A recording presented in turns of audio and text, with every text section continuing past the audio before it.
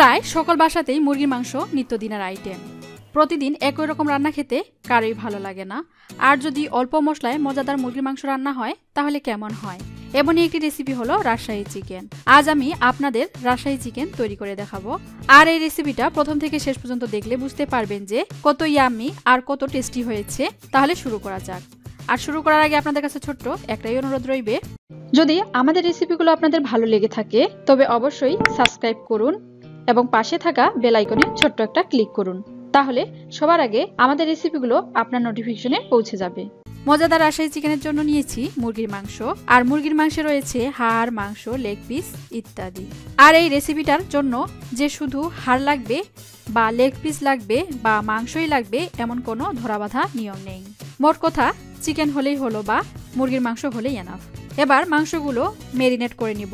তার জন্য লাগবে সয়া সস 2 চা চামচ, আদা বাটা 1 চা চামচ, পেঁয়াজ বাটা 1 চা চামচ, লবণ 1 চা চামচ দিয়ে সবগুলোই হাত দিয়ে ভালো করে মেখে নিব। মাখা হয়ে গেলে 6 থেকে 7 মিনিটের জন্য রেখে দিব ম্যারিনেট করা মাংসগুলো। এবার আমি পেঁয়াজ বেরেস্তা করে নিব। তার জন্য প্যানের মধ্যে তেল দিব।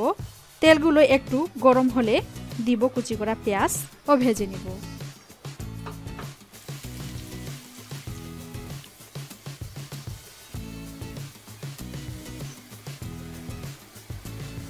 পেঁয়াজগুলো বাদামি বা গোল্ডেন কালার হয়ে আসলে তুলে নিব। দেখেন তুলে নিচ্ছি। এবার সেই অবশিষ্ট তেলের মধ্যেই দিব 2টা শুকনা গোটা মরিচ ও কাঁচা জিরার ফোড়ন দিব ও ভেজে নিব।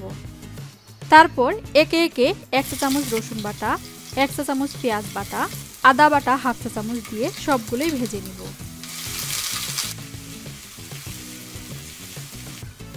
তারপর দিব কুচি করা পেঁয়াজ ও নেড়ে চেড়ে নিব।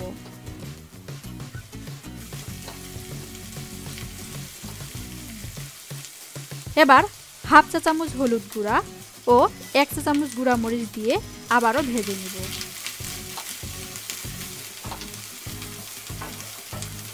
এবার সেই ম্যারিনেট করা মাংস বা মাখা মাংসগুলো দিব এবং নেড়ে চেড়ে যাব।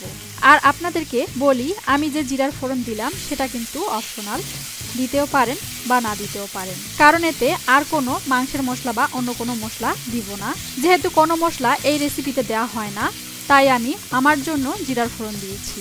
আর এটা একদমই অপশনাল। আর একটা কথা বলি, আমি কিন্তু মাংসে 1 চা চামচ লবণ দিয়েছি। যেহেতু সয়া সসে লবণ থাকে তাই লবণ কম দেওয়ার চেষ্টা করবেন বা টেস্ট করে লবণ লাগলে লবণ দিবেন। এবার আমি মাংসগুলো সিদ্ধ করার জন্য দিব পানি।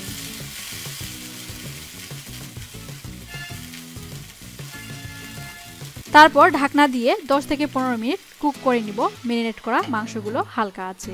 10 থেকে 15 মিনিট হলে ঢাকনা তুলে নিব। দেখেন পানি অনেকটাই কমে এসেছে। এবার ক্রমাগত নেড়েচেড়ে ভেজে নিব।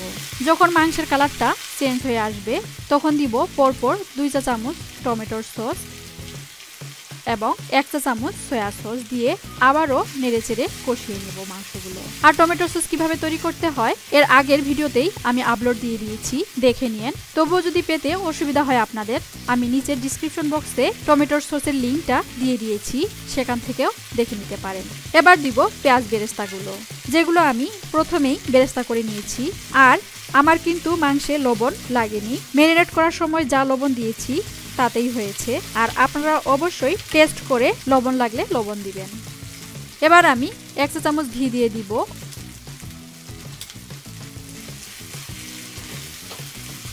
ও নেড়ে চেড়ে ঢাকনা দিয়ে দমে রেখে দিব যেন ঘিয়ের সুবাস থেকেই যায় মাংসের মধ্যে। হয়ে গেল আমার রাজশাহী চিকেন রেসিপিটা। এবার একটা প্লেটে মাংসগুলো তুলে নিচ্ছি। আর যদি আমাদের রেসিপিগুলো আপনাদের ভালো লাগে তবে অবশ্যই লাইক, কমেন্ট এবং শেয়ার করবেন। এবং আমাদের আরও নতুন নতুন রেসিপি পেতে চাইলে অবশ্যই আমাদের চ্যানেলটিকে সাবস্ক্রাইব করবেন এবং পাশের বেল আইকনে ছোট্ট একটা ক্লিক করবেন। কি সাবস্ক্রাইব করবেন তো? ভালো থাকবেন, সুস্থ থাকবেন। ধন্যবাদ।